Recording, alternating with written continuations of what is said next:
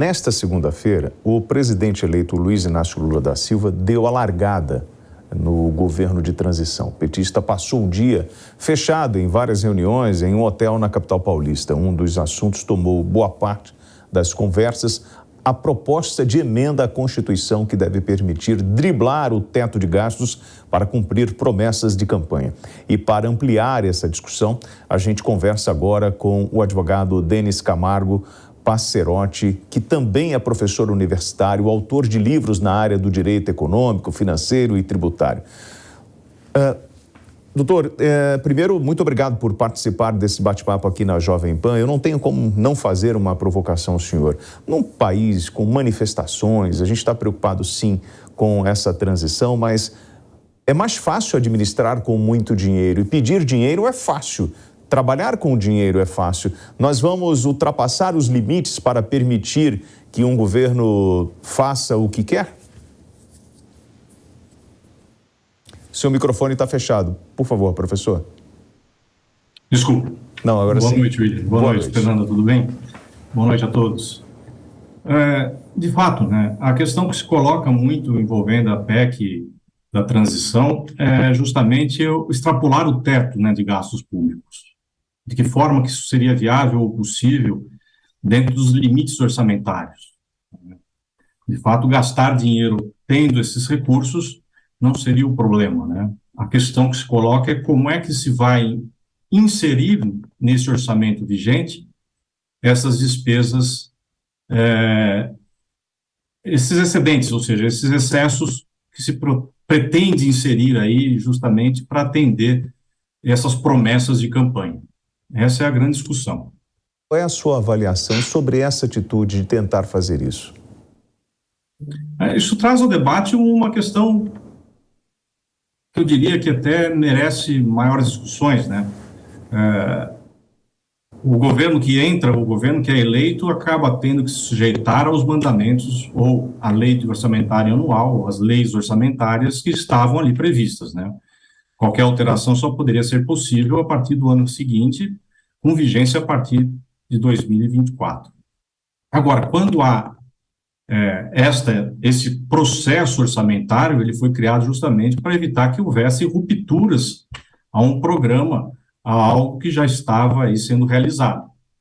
Esse é o ponto que tem se discutido, né? Será que o processo ou o procedimento orçamentário nosso está errado? Será que ele merece novas discussões? O que é válido na medida em que um novo governo, né, não deveria se sujeitar às regras anteriores. Mas, de outro lado, há aí justamente o intuito de se driblar do teto dos gastos públicos. Isso traz consequências econômicas, né, traz consequências fiscais, acaba atrapalhando toda a agenda fiscal e traz consequências econômicas na medida em que acaba ingerindo aí uma descrença sobre o Brasil, né? Ou seja, como é que o Brasil pretende satisfazer esses excessos que podem somar aí, de acordo com o que tem sido noticiado, de 200 bilhões de reais, da onde virão esses recursos, né? Como é que serão satisfeitas essas despesas, esses novos gastos, né? Com Fernando Conrado, comentarista PAN, antes de você fazer uma pergunta a ele, eu queria te fazer uma provocação, Fernando, porque assim, nós perdemos muito tempo discutindo o orçamento de 2023.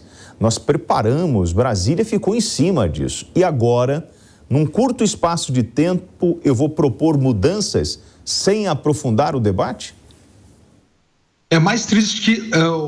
William, eu me choco com o nível de falta de memória do cidadão brasileiro, né? O que foi o teto de gastos? Quem que criou o teto de gastos? Foi exatamente um projeto de emenda constitucional para colocar uma camisa de força na economia brasileira. Por quê? Feito por quem? Pelo Temer. Porque o PT já vinha estourando o teto de gastos ano após ano, desde que entrou no poder, gastando cada vez mais. Aí foi uma medida para trazer credibilidade ao governo, para trazer credibilidade ao executivo. Em 2017, nós tivemos uma votação que colocou um teto, ok, vamos parar de gastar tanto, né, para a gente colocar a economia nos trilhos novamente. A primeira medida que o PT faz é aquilo que ele prometeu. Foi a única coisa, né, que o PT prometeu para o mercado, Ele não prometeu, não fez um programa de governo, não falou o nome de ministro da Economia, ele falou que ele ia fazer uma quarentena fiscal. E o mercado aí, como são muito inteligentes, muito espertos, né, acreditaram, não, Lula não vai fazer isso, o PT não vai fazer isso.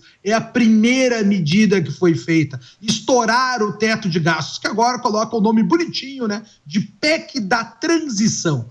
E aí eu pergunto aí ao professor, já que a gente está nesse tema, o que ele enxerga que pode vir a acontecer com... Quem é que paga essa conta? E às vezes esse dinheiro vem da onde? Ao meu ver, isso aí vem tudo do bolso do trabalhador, do bolso do cidadão, do pai de família, pagador de impostos. Mas tecnicamente, professor, de onde é que vem esse dinheiro para trazerem mais 200 bilhões num estouro de um teto de gastos?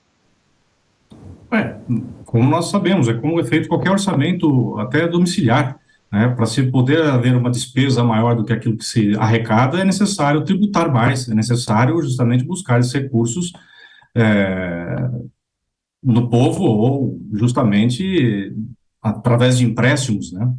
O que se busca aí com o teto do gasto é justamente atrelar a maior responsabilidade fiscal, evitar que hajam exageros e que haja alto endividamento, né?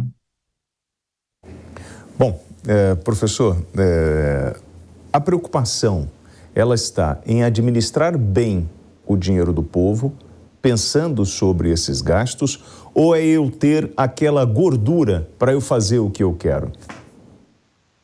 Aqui está buscando justamente eu ter um excesso, né? Ter uma gordura justamente para realizar aqueles projetos de campanha. É isso que é demonstrado. Há, de fato, aí na lei orçamentária anual, algumas coisas, alguns gastos que são deficitários, ou seja, gastos que evidentemente não pode se cobrir tudo, né?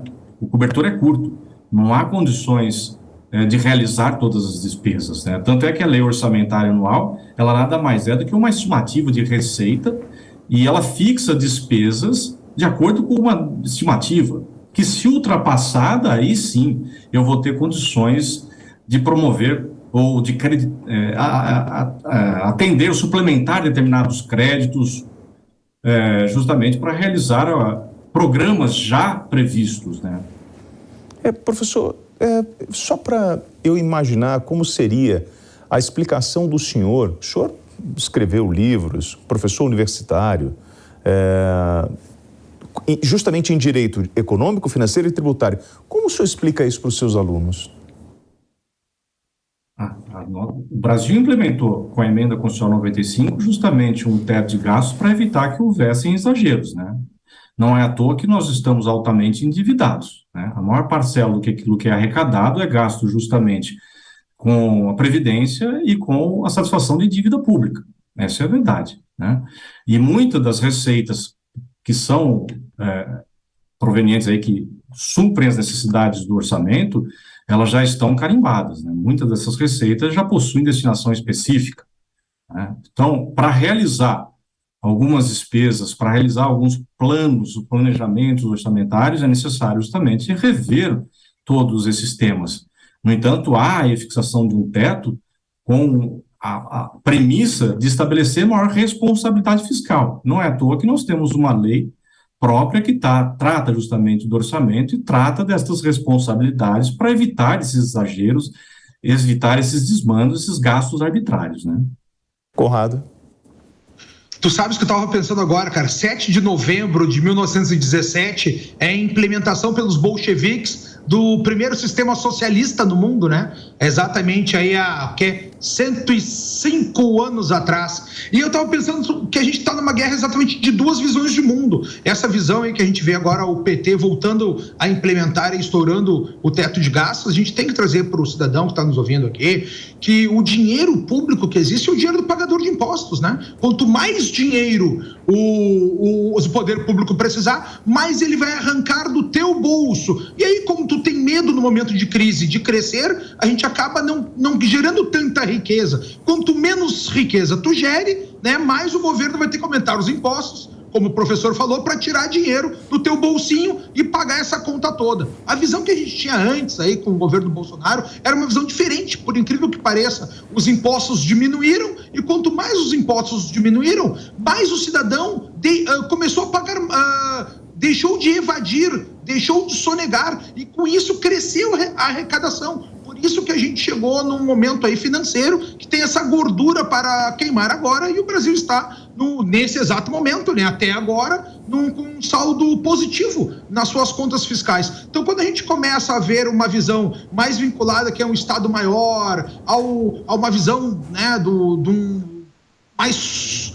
Como é que eu vou dizer isso aqui sem ser cancelado aqui? Mais vinculada a uma visão mais coletivista do mundo, aí eu quero perguntar para o professor o que ele enxerga que seria melhor para o Brasil em termos de gestão. É a gente trabalhar com essas benesses sociais sem limite de gastos financeiros, ou a gente trabalhar com uma redução da tributação para trazer aí, quem sabe, gerar mais dinheiro ainda e aí, de fato, ter cada vez mais gordura para ser aplicada a programas sociais?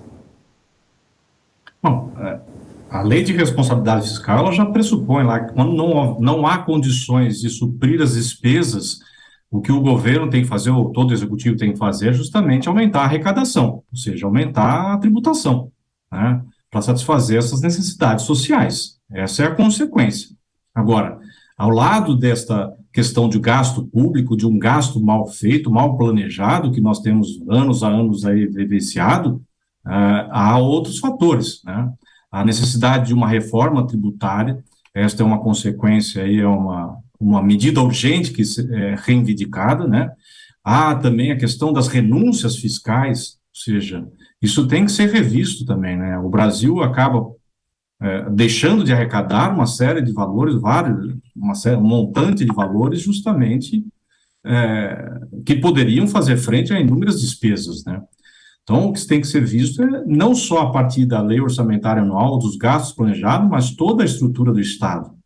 Há aí propostas de emenda, propostas de reforma tributária, propostas de reforma administrativa que precisam ser analisadas, precisam ser debatidas.